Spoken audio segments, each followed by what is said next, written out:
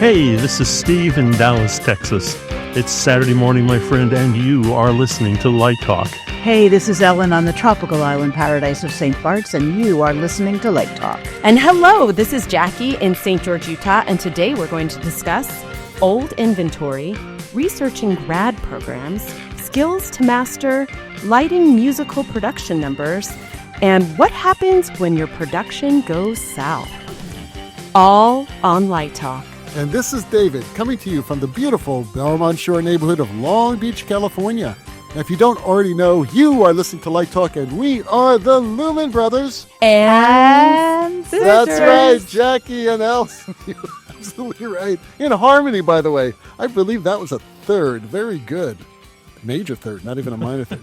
Very good, very good, very good. Well, welcome everyone to episode 406. And you heard it. Today we have guest host Jacqui Thomason with us, and because Stan is out on sabbatical doing something, we have no idea, and I think he's cruising the new west coast of Florida. I know what he's doing. He actually is in Guatemala, and he is looking for the rare blue iguana. Oh yes, he wants to add that to his breeding stock. He's crossbreeding iguanas and other species of animals, but that's a whole other story. So anyway, Jacqui, welcome to the show again. We had you on the show when you first won the grand prize about 4 years ago, and we promised you to be on the show. And welcome back. Thanks, guys. I'm so glad to be here. Cool, and it's great to have another lady on the show, which is fantastic. We want to do this as much as possible, get more diversity into our show. And also age diversity. So it's good to have someone your age on the show. Hey, does anyone have any news today? No industry news? Nobody knows what's going on in the industry? I certainly don't. Still waiting for my AI-controlled lighting console, but that's not happening. I want you to know I actually chatted with an engineer about that yesterday. And what did your engineer say? They smiled and said, that's not a bad idea. No, they're just thinking about it. And we think that would be easy to do. Yes. And then they launched into like maybe a 5-minute, we'll do that over lunch. I mean, they loved it. They loved it. Wait a second. You obviously aren't involved in the new Lumen Brothers and Sisters lighting control company. Because I have gotten this going, and we're developing our own damn lighting console because no one else is doing it. It's soon to be announced, and we'll get into that later. You know, I know the booth at LDI with a black curtain, we can put it inside. Yeah, that's true. I was just going to say the only problem is it only plays back old episodes of Light Talk. Oh, good one. Okay, there you go. And speaking of which, Ellen, you have our first question of the day. I do. Diane from Phoenix asks, I am a student who is looking for a graduate program. I was listening to last week's episode of Light Talk when you all said that I need to research the graduate programs before I go to URTA. Other than researching the faculty, what else should I research? Well, I think Steve and David are pretty good responders for that. Yeah, I think also Jacqui has something to say, and I think you do as well. Steve, why don't you take off since you still have a graduate program? So what do you tell students to research besides the faculty? Because we went on and on about that last week. You know, I think, there are, 40, 50 graduate programs that have MFA programs. And, they're all pretty good. Everybody has, there are ups and downs with everyone, but they're all pretty good. I would look at the city you're going to live in for 3 years. I think that's a big deal. See what it costs to live there, see what the social life is like, see what the community is like. That's a big part, being able to decompress and leave the classroom. I mean, if you want to go surfing, Dallas is not the city for you. If you love the snow in the winter, Dallas is not for you. So I would search cities. That's the first thing. What about you guys? Well, all I know is that White Rock Lake. You can get some pretty good waves on White Rock Lake there, Steve. I think they have gar out there. I think they have fish that will eat you. Some pretty good stuff. I think the city, I mean, we have talked about that before, and that is really important. And I know that was a big concern for me when I chose my grad school. But I was convinced at the time that there was enough culture in Dallas for me to go out there, and indeed there is. There's actually a lot of culture there.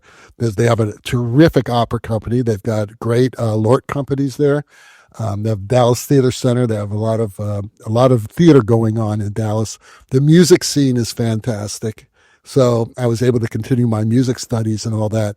So there's actually, it's a very cosmopolitan city. What people think about or don't think about with Dallas is the Metroplex, the Twin City idea. There are, 2 opera companies here, 2 airports here. And when you look at the geographic area that Dallas and Fort Worth encompass, the Metroplex, it is larger than the state of Connecticut. So there is a lot going on here. And then a few hours away, you have Houston, which has an incredible opera company. And there's a lot going on down there. But anyway, that is important, very important, because you need to have opportunities to not only see theater and see opera and, go to musical recitals and hear groups coming in and things like that. That's really important. But also you need connections into the profession. And we talked about this last week as well, so I'm not going to talk about it again. I don't understand how people can go to a tiny little town and think they're going to get any type of experience in culture there. It's funny that you say that, because coming from Philadelphia, I couldn't wait to get to New York to go to NYU. And the thought of going someplace like Dallas, Texas, I would have died first. Well, I think you bring up a good point. I think, I tell people, if you really want to be in the film industry, then maybe you need to think about LA or you need to think about New York. If you know that you want to walk out the door and be a Broadway designer, maybe you need to be in the greater New York area. There are other things I think you have to look at also that we've mentioned in the past, like how many students are in the program? Do you get a chance to design? What other programs do you interact with? Are there actors? Are there directors? Is there music? Is there dance? And what kind of gear do they have? If they're everything is outdated, maybe you don't want to go there. If they're on the cutting edge and get an infusion from ETC or Verilight or somewhere every year, then it's great. Yeah. But, on the other side of the gear question, one of the greatest graduate design programs there is at NYU. And believe me, their facilities are nothing to write home about. No, but you get a chance to go to a million little theaters in New York. Right. And you get a chance to go watch the Broadway designers design. And you get to go to the shops and you get to go. I mean, it's like a huge menu of choices. And if you can't design the next show at school, you could design a couple off Broadways in the meantime. So I guess there are, you got to decide what you're looking for. Jacqui, do you have anything to add to this? Well, Ellen stole all of mine. Oh, sorry. Because I was looking for a grad school not all that long ago. I feel like you should also go there. I think if you can take a tour of whichever ones you want to go to, if they're close by or even like within a day's driving distance, it would be worth going there. Even before, after URTA, I think it just can never, gathering up as much research as you can. You took all my other ones. I'm sorry. I have a question for Jacqui. What is something you wish you had done? You talked to half a dozen schools, you got your list down to 3 or 4. Looking back on it, what's the one thing you should have done that you didn't do? I think I would have liked to go to more. I only went and looked at one. I went and looked at Stan's school. So, and that was that'll turn anyone off right there. I'm telling you. Also, I remember the last one, the one that I was thinking of.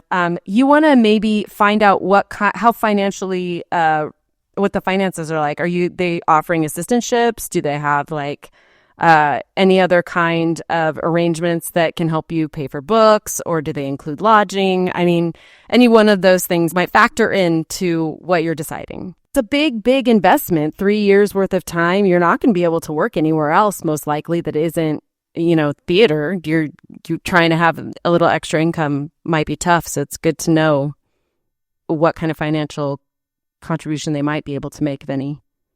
So we have Celine from Denver asked, you always talk about young designers learning other skills to make us more employable. What other production skills would help me stay employed?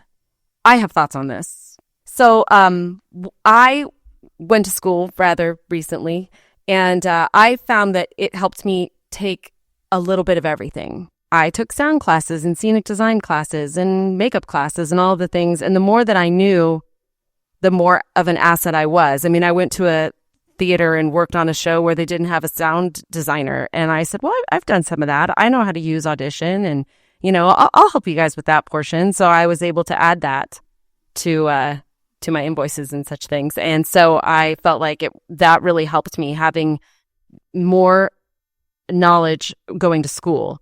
I think it's harder to learn things outside of school when you're trying to work. It's hard to work and learn new things. So should she say, she doesn't say that she's in school, but I think that the more programs you know how to use too, and more boards you know how to program, are going to really be advantageous. I think you should also broaden your horizons a little bit and take as many literature and art history classes as possible.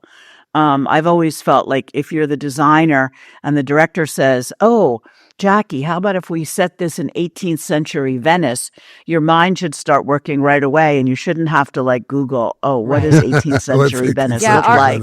Our school offered period studies. That was the most that class actually was the best class that I took. It helped me the most. I'm a big architecture snob now. I look at buildings, I'm like, oh, all the time. So I love all that stuff myself. Yeah. And I think anybody that can learn to read music. Definitely. I think in designing musicals and operas, it's extremely useful to be able to read the score. I agree. And music history is important. Sure. You talk about art history, music history is equally as important. Yep. Well, I just think it's the research aspect of this. I think if you can do research, I know it sounds like a broken record, go to the damn library. And you stand there and you look at a book on a shelf and you say, that was the book I was looking for. And then you look 6 books to the left and 6 books to the right. And all of a sudden there are a dozen books there that you're looking for that you knew nothing about. And you didn't know how to Google them because you didn't know they existed. So I think being able to do research and present it, and it is first-person research. You're not bringing me research from a movie where it's been synthesized into something else. I think that's an important point. And it's interesting because you get a lot of fundraising appeals from, Save the New York City Library, and the mayor's trying to cut back on hours more, and it's already closed on Sunday when a lot of people could go. And I think there's a really good reason to keep it open. They have every book you can possibly imagine, and it's a great resource. So I think Steve is absolutely right there. Well, sometimes, I want someone to go get some research for me. And if they don't know how to, if I have to do all the work myself and give them a list, that's kind of difficult. I might as well go do it myself. And librarians are trained to point you to what you're looking for. Right. Not that they know the information, but they know where you can find it. So they're an invaluable resource. When I went to grad school, one of the classes that I really enjoyed, looking back on it, was how to use the library. Because I had to write a thesis. And, I didn't really know how to use the library until I had that class. And I didn't know what Ellen's speaking of. The librarian is there to serve a purpose besides to shush you in the stacks. He or she really can guide you and save you a lot of time. That's why there's a master's degree program in library science. Okay, Dexter from Atlanta asks, what is the first thing you do when you design lighting cues to support a musical number? Well, this is a good question because, we're probably going to have 3 or 4 different answers here because we all come from different backgrounds. Being a musician, I think very much in the musical sense of everything I do, whether it's actually designing musical numbers or actually designing, plays without music in it. I always think about music. And to me, designing musicals was the easiest thing in the world to do. And I was fortunate that my undergrad, where I really first started designing lighting, did mostly musicals. I mean, we would end up doing about 10 musicals a year. It was insane, including the summer musicals. So I had a lot of practice doing that. What I do is I always break it down. I always break the musical number down, because any good musical number, whether it be a Broadway number or even a well-crafted song, pop song, has a certain structure to it. You usually have an introduction, you have a verse, you have choruses, you have a bridge that usually bridges, a chorus and a verse or whatever. It could be a solo that's over a bridge, or it could be actual words, or, and then it go to a solo over a verse. Who knows, and then there's usually some sort of an ending or outro we call. And every piece of that structure to me is a musical cue. Maybe it's a different atmosphere. Maybe it's a different dynamic or a different color. Maybe it's a different shape on stage. Maybe it's a different dramatic or emotional space. The space that the audience feels, and not necessarily the actual space you see, but we manipulate that through selective focus and things like that, and lighting. So all these things are basically following the music. And timing is really simple, because, people ask, what's the time? Well, what's the time of that transition? What's the time of the crescendo? If you're building a dynamic up, the crescendo may be happening in 4 seconds. Well, try that for your cue time, for your, so that things get brighter, or maybe you're pulling things hotter toward the center, or maybe you're changing the angle a bit, or maybe a combination of all those things at different times. Who knows? But these are the things that you do when you build a lighting design for a particular number. But the most basic thing from the very beginning, it sounds like a lot, but what is the mood of the song? Because I'll tell you that right now, if you're doing West Side Story, there's a big difference in the musical feel and the emotional feel of Maria than there is to the song Cool. Okay? Totally different, right? Totally different. So, you get a big idea about what the song is going to feel and look like. Right. And a lot of it has to do with what the story is being told, and usually good music is supporting the story that's being told. So that's how I support it. That's how I do it. Now, there's one thing I recommend for people who are just getting into this. Rick Beato, who is this great musician who has a whole series of YouTube videos. He has a series called What Makes the Song Great. And I've used this in my classes before, this particular episode. And it's, I don't know what episode number it is, but you can do a search on YouTube. Rick Beato, that's Beato. And it's called More Than a Feeling by Boston. And he breaks down More Than a Feeling, and he breaks the whole song down like this. So then you can, say, well, how would I light this? Listen to it, listen to the tones, listen to the guitars, listen to the, to the percussion, all this stuff. And say, how would I light this? And that was actually one of the projects I used to use in my lighting class. How about you guys? Well, I think, you go back and you think about this, the intro, the verse, the chorus, the bridge, and then all that repeats again. I think you start, go to a good rock and roll show, and you'll see the verses all kind of look the same with some type of variation. They build on each other. You get to the chorus, it's a time for a new look. The choruses build on each other. The bridge also, the thing that's nice about the bridge is sometimes you get a key change there too that allows you to completely reset everything you're doing and take off in a different direction. But sometimes we make, particularly rock and roll, I think sometimes we have a tendency to make it too complicated, and we show everybody what the rig can do on one song. It doesn't have to be that way. Usually the really great stuff is quite simple. I took advice from you, David, and I started going to rehearsals. I saw our show 3 times before I ever sat down at the board to even just put in some skeleton cues, etc. And I made extensive notes with the first and the second, really pushed out based on what their choreography was. If there was a lift or a kick or a thing or a change, I added something special in there. And I might not keep it forever. We might get that up in tech and I'll be like, oh, that's too much. But yeah, mine was more, I find the more prep work you can do and the more times you can watch the number. They had them all in a drive. I watched them in the drive, and it gave me a real feel for kind of also, like you said, about the mood of what's happening in that moment. I'm trying not to get carried away, though. It's easy to do that. So sometimes less is more. You might also keep that in the back of your mind. I think that's true in a lot of lighting. Less is sometimes absolutely, more. Absolutely. Jacqui was with me in San Francisco when I was doing the lighting for Tristan. And did you learn anything there, Jacqui? I did. I have a little booklet of like 8 pages of notes. Learn what not to do. I learned a lot about kind of what we were talking about earlier about having, when you look at a situation, how can you, I don't want to say hack it, but take advantage of the hang and positions and all of the stuff to make your set look really good and help tell the story. And I picked up a lot of that from you, ways to just make stuff just creative. Can I give away one of your secrets? Sure. Is that Why not? Okay, guys. So David and I are there, and we're looking at the set, and he said, look, here's this window that we need to light through, and we weren't really able to cast the shadow because of the way it was backstage and all the things, and so you guys took a light somewhere else and shined the shadow where that light would have been because you couldn't hang there because there was no place to put the light. So you took a different light and created the illusion of it. And I thought that was genius.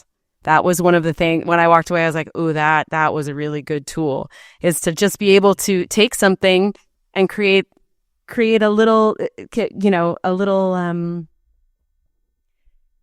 moment where it's like, oh, no one else knows, but I was able to do this, and kind of supplement something that the rig couldn't offer you. And I thought that was great. I really, really put that in my little book and was That's very called excited. The Magic of Lighting, and I learned that from Gilbert Hemsley, actually. If you cut it, if you shape it correctly, the audience will never know. They'll never know, and I was shocked because I didn't know either until you told me. I thought, wow, how did you get that angle? No, it doesn't even exist. And I thought that was great. That was it was really beneficial to come in. A+ recommend shadowing David. No, thank you. It's interesting because many years ago at the Broadway Lighting Master Classes, Peggy Eisenhower did a master class called Cueing the Musical, Sculpting Time and Rhythm. And she was very, very precise about how she creates a dynamic within the dramatic elements of the theater, and about how you're really sculpting and digital manipulation of time. And it would be great to get her as a guest sometime to talk about that. Absolutely. She is very, very eloquent about cueing musicals. And I think that the less is more is important, because you don't want it to look like some disco machine where the lights are, bebopping along to the actual beat of the music. I think sometimes a little counterpoint and a little sobriety is really important, especially for the dramatic mood of the piece. Well, it's like a roller coaster. You need those big drops that make you scream, but you also have to have time to recover from them. Right. And kind of take in what you've done. Well, it's interesting you say that, because the current musical that's at the Wynn in Las Vegas is another Jules and Peggy show called Awakening. And it replaced Le Rêve, which was there, and they took out the pool, unfortunately. And it's this massive technical production, but there isn't a moment when it's quiet. You just are dying for it to calm down for a minute. It's just sort of this relentless timing and lighting, and it's just too much. So it would be good to talk to her about that as well. But I think that the big drops and the quiet moments are what makes it interesting. I agree with Steve. And also when that roller coaster slows down a little bit, when it gets to that one straight away, and then it has to back again. Yeah, it's all about contrast. Remember that? Right. It's all about contrast. Right. And that's the way, when you're structuring a lighting design for a musical number, to always think about contrast, and how the contrast itself, going from one color to another, to big or small, or just in speed of a chase or whatever. You got to think in all these dimensions to really make a really complete musical cue. Or just have, I've done songs with 5 cues in them. So that was going to be my next question: is how many are too many? I don't think there's a number, except that, on Steve's point, and actually Ellen's point about, you don't need all that flash and trash. Right. In my taste, that's kind of too many, but I wanted to bring up the point that, something that we talked about in the opera designers show, where the zeitgeist has changed and people are used to that now and they're kind of expecting it. And kind of producers are saying, well, I spent $3 million with lighting rig and this is all you're showing me. You turn into like the Sphere type of mentality where more is more. Right. And, Although it's interesting because most Broadway shows are still built with like the giant choral numbers and then like a little duet. And the lighting in the duet doesn't necessarily have to change at all, or it could be very, very subtle. And then it can go back to the big splash. But you'll notice, though, that things are brighter. There's a lot of video. This is the zeitgeist. Not if you go to see me stare. It's not brighter. We were talking about this again in the opera episode, where in opera it's getting brighter. And there's more video. And there's more moving there. Actually, Justin was talking about in the show that followed ours, Jacqui, when you were there. Yeah. They were using all 3 follow spots on one performer because it was so bright upstage. Now, you don't remember how powerful those follow spots were. They were. Remember what I kept on saying? Make it dimmer, dimmer, dimmer, right? Well, they were running it full, and they needed 3 of them. And I was like amazed that this is happening. Because they had an LED wall, or what did they have? They just said, Justin was just saying that the balance, they had to balance it out, and everything upstage was much brighter than downstage. So they had to put 3 follow-ups. I said, what is this, a circus? That's incredible. But it's nuts. And that's because the zeitgeist, people are expecting brighter, brighter, brighter. So there you go. But I think it should be brighter, maybe uniformly. I always felt that opera didn't need those follow spots. And I thought it was just because, the Beverly Sills of the world wanted to really stand out, that they required it and called for it in their contract. But that was sort of ugly lighting. Yeah, it's different. Depends on a lot of things. I rarely use follow spots in opera. I always felt like in the European productions, they don't. They have larger single sources, those giant HMI sources, and they really don't rely on the follow spots. Well, I just have one more thing. So if they I know that's how it goes. The director will be like, I can't see my actor. I don't see them. I need more light. Don't you ever cut the back light, the set light, all that stuff by 10% and see if less light behind them is actually, that's what I contrast. Usually because start with. What happens as things get brighter, your irises close. So, you can pump as much light as you want in there, and eventually your eyes will be little like pins. Looks like you smoked marijuana before you came to the opera house. You're fighting yourself. It's called balance and contrast. You're exactly right, Jacqui. That's what you do. You take something down. You don't bring it up necessarily. Stan told me that you can, if they're giving you a real hard time and you can't figure out how to do it, start from 0. Take everything out and start bringing stuff up. That's my old thing. You just take everything out. I tell students that, I used to tell them all the time. I say, you're battling, you're adding things up, and it's a mess.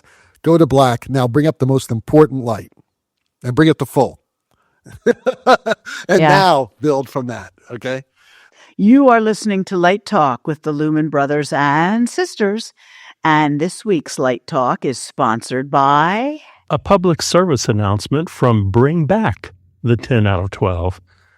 The good old days of theater tech, when long hours didn't just mean long hours. No, we treated our agony like a rare wine, aged to perfection, locked away in Pandora's box, waiting for the perfect moment to pop the cork.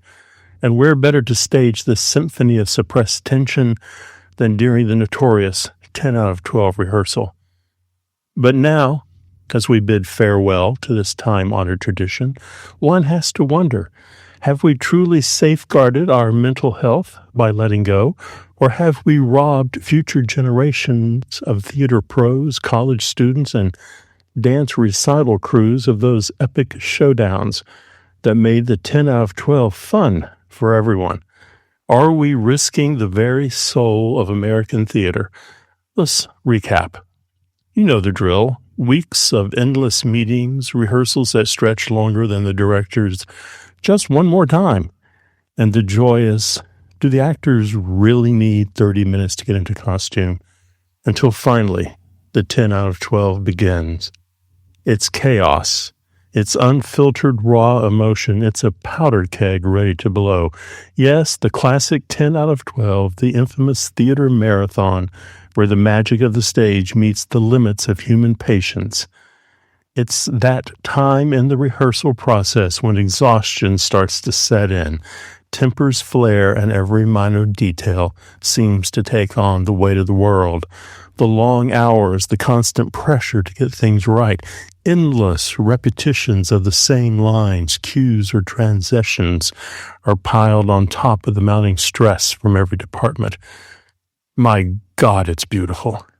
The 10 out of 12, it's more than just a test of endurance. The 10 out of 12 is a sacred rite of passage. Directors trying to salvage the performance stare at the clock, fearing they won't make it to opening night. The designer who changes the cue 7 times, only to restore the original look. And the stage manager, who just keeps breaking pencils and muttering, "Turn off your headset before you lay it down." And the crew, the great silent majority, arriving an hour early and leaving an hour late.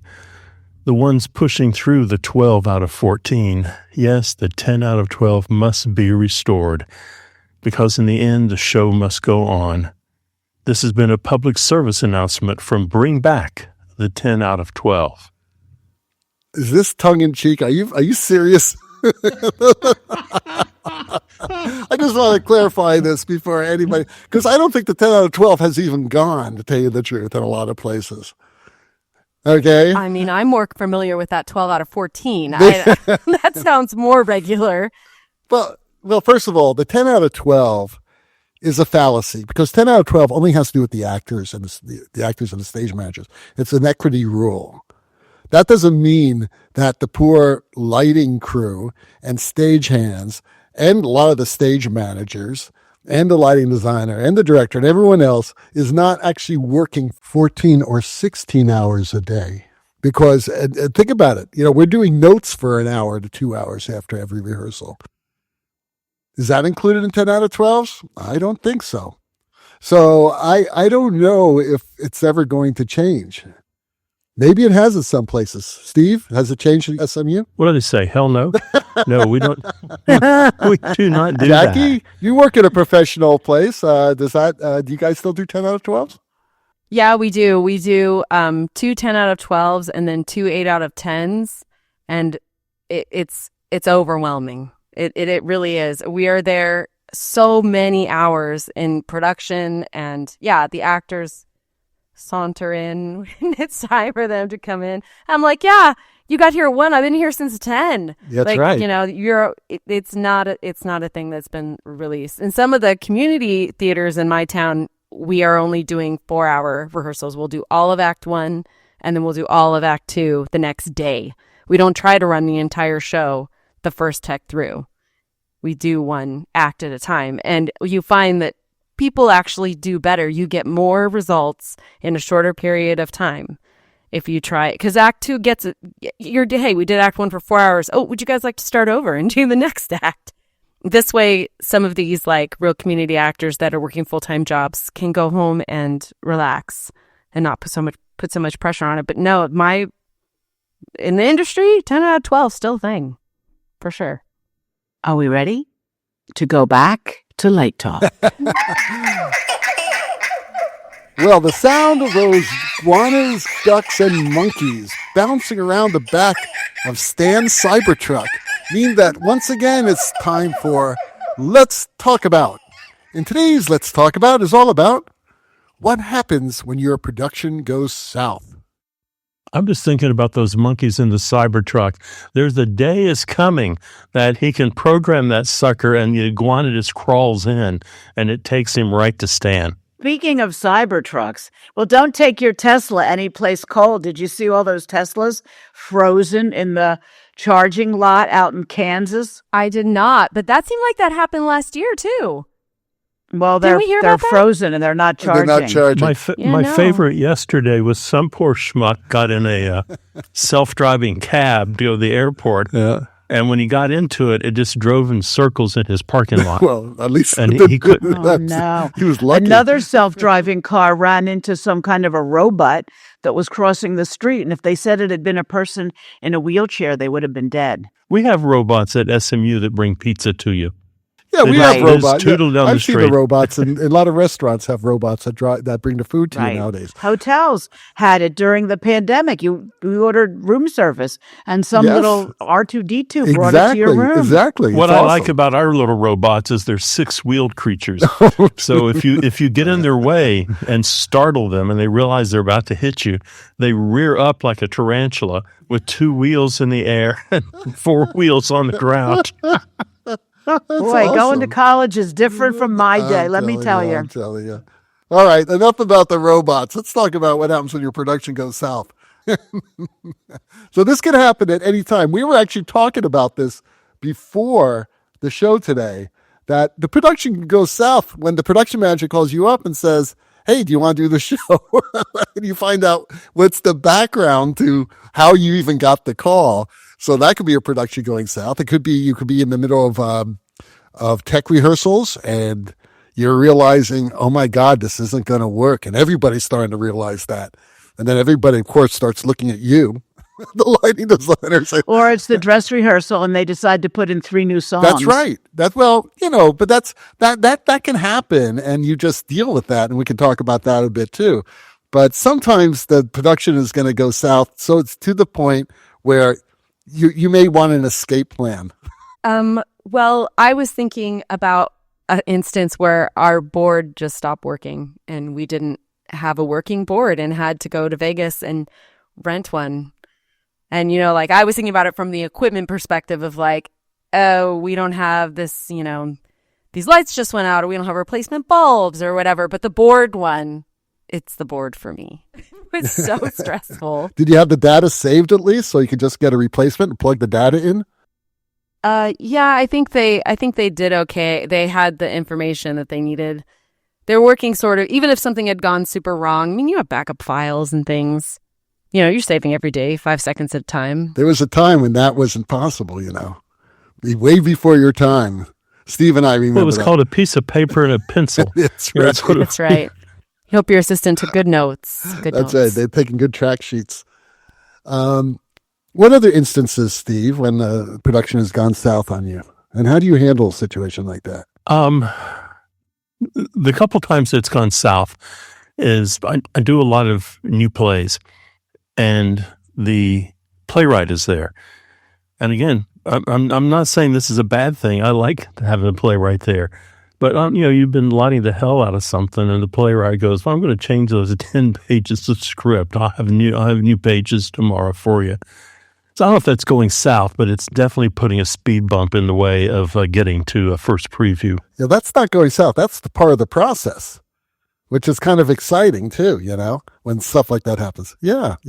I'm thinking of total disasters when you realize that there may not be a way out. Well, how about Broadway shows that are so bad that they actually post their closing notice on opening night? Oh, I went to one of those parties, and the cast was talking about, this was going to run forever, and there was going to be a national tour, and they were really pumped up. And I was with a friend who knew the lady from Playbills, and she looked at her and went, oh, honey, they just canceled their program order. Oh, no. Oh, no. Right. Oh, that's so sad. Oh, my God. I know. And they used to sit around and wait for the papers to come out before everything was digital so they could see the reviews. And then sometimes the party just turned into a, Usually it's sardines, funeral. Right? They don't go into sardines. A lot of them right? used to be, yeah. What about the famous example of Spiderman, Turn Off the Dark, where they closed for 6-8 months in the middle of the production, changed out most of the designers, and spent, upwards of $75 million, and it was still not. We actually heard a firsthand story from, was it Don Holder who lit that? Yes, sir. He was on our show back in season 2, I think it was. And he told us that whole story about Spider-Man. So if you're curious about what happened, it's there. Yeah, I think he was the only designer that stayed on because he has a very deep relationship with Julie Taymor. Yeah. It goes all the way back to theater for a new audience. Yeah. And, right. I think it was maybe As You Like It. Midsummer Night's Dream? Was it Midsummer Night's Dream? He really wanted to do that show with her. Yeah.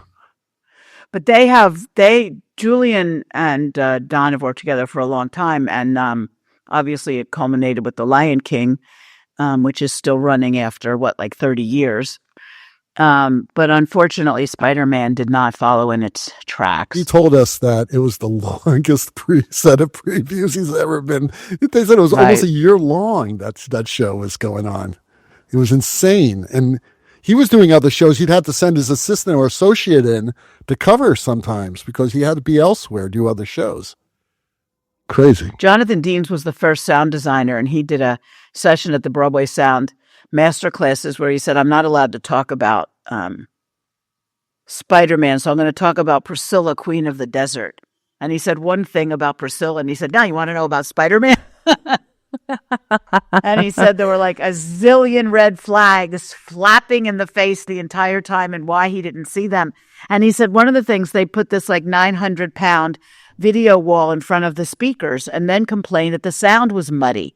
So when they moved on and he was not the designer anymore, the first thing that Peter Holinsky said was, for Christ's sake, get those speakers out from behind that video wall. And they're like, see, a new designer solved it immediately. Yeah. So what do? You punt?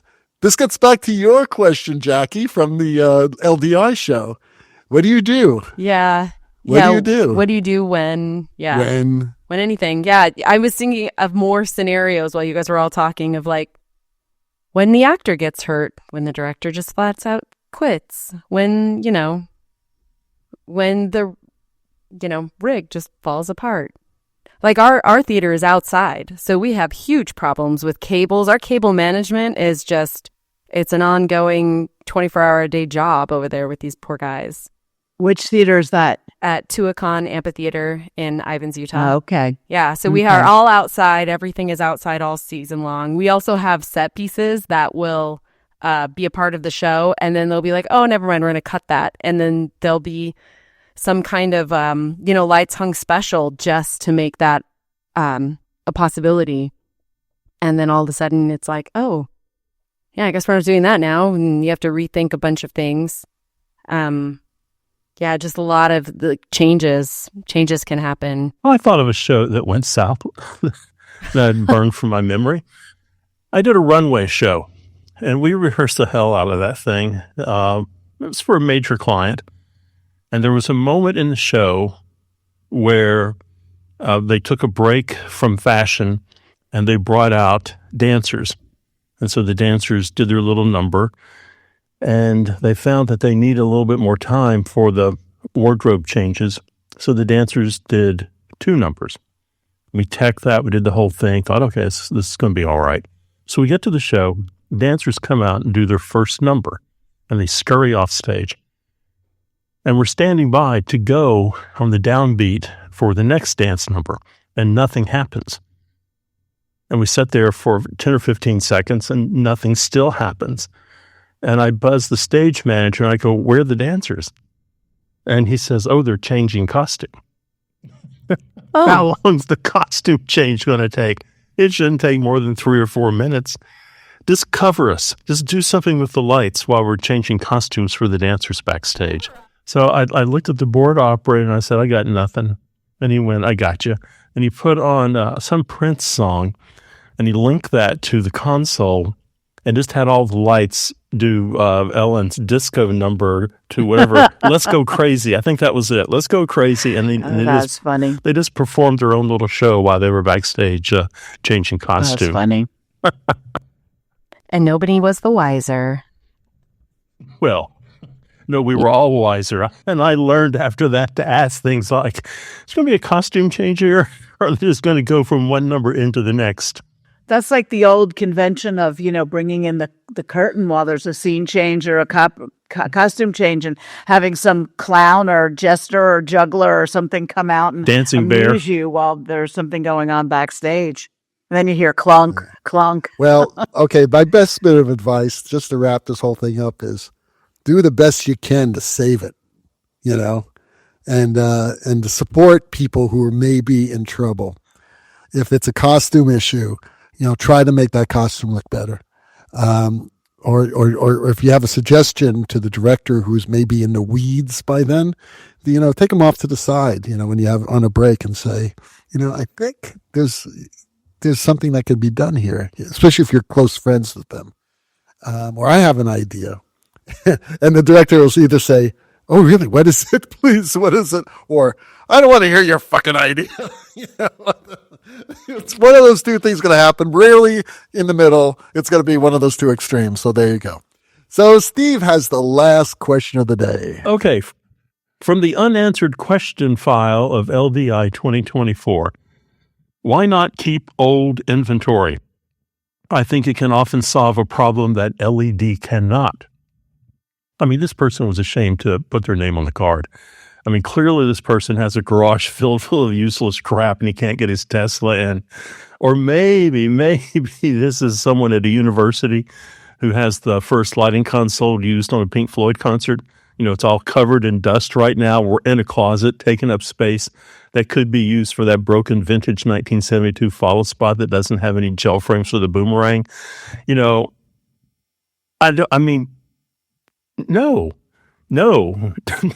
It can't solve the problems that LED can.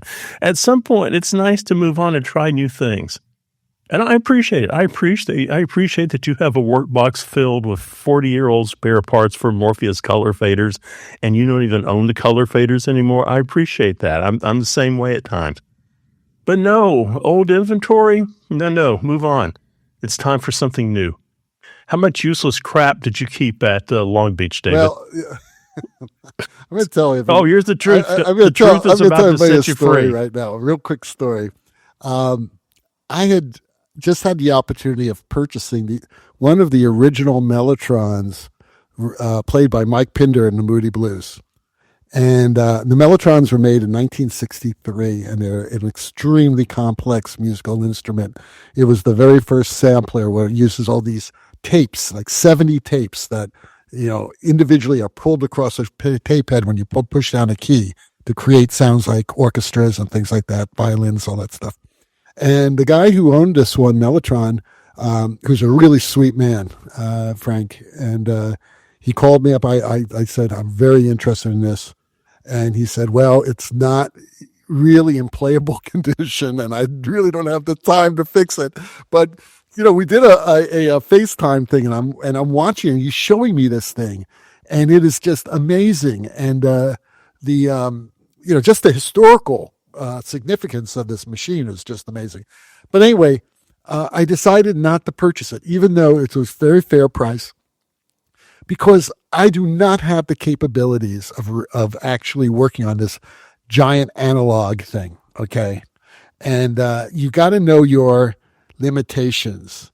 And I'm sort of like saying this to our listener who's written this question, because you got to get up to speed. I totally agree with Steve. You got to just look. There's a better technology now. ParCans, those days are over. You can get the same type of beam and wash from a good LED par than you can from a tungsten par.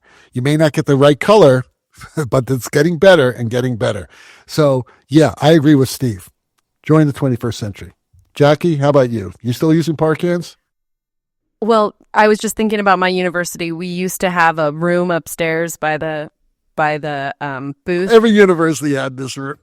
That was called the graveyard. Yes, the graveyard. We had the graveyard. Had the graveyard. And it was full of just the most random broken things and stuff covered in blue tape, and just, we never used it. No one ever cleaned it. We didn't use it as any opportunity to try to teach anybody how to, do any kind of 3-pin, wiring, any of that. And we had 2 pins. The hell with 3 pins. See, this is what I'm saying, right? So I think that they were just really big door stoppers. Do you need door stoppers? There are uses. Are just not, theatrical usage. So do you all know the secret codes of the equipment like this? Usually there's a piece of tape on it. There are two codes on it. One is NFG and the other one is FUBAR. You guys know what these stand for? Okay, no effing good. And the other one is effed up beyond all recognition. That's what it is. The question is why when they were dragging this thing up 5 flights of stairs to put it in a useless room, that they didn't just wheel it out the loading dock door to the dumpster. Well, I asked that question. Our university wouldn't let us get rid of them. I was like, I don't understand. Why do we have to hold on to these things that don't work? And they're like, these are still lights. You mean like tenured faculty? Yes, that's right. Yeah, we couldn't. What was the oldest light in your graveyard? We didn't have very many ParCans. We had one ParCan that we used for the lighting design class to show them what one looked like. Yeah, and then we just had a bunch of PARs and PAR4s just up there, just taking up space and a lot of cable. Steve, what's the oldest light? I mean, we're getting into dangerous territory now because I may have to be calling you out. I did come into that program a couple of years after you left, so there was a gray area there. But my question is, why were the catwalks over the Bob Hope Theater filled with old Kliegl Lecos? Because we didn't want to use them.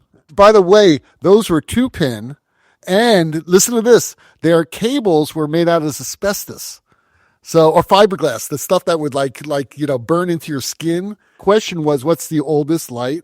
And I have the oldest light.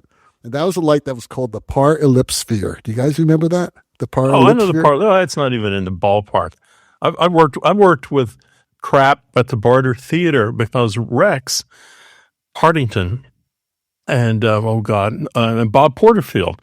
When Porterfield got the theater going, he brought a Broadway theater down to Abington, Virginia, that was being destroyed. So we had we had Plano convex spotlights and piano consoles there. But I remember the Parellipsphere. You're a better man than I.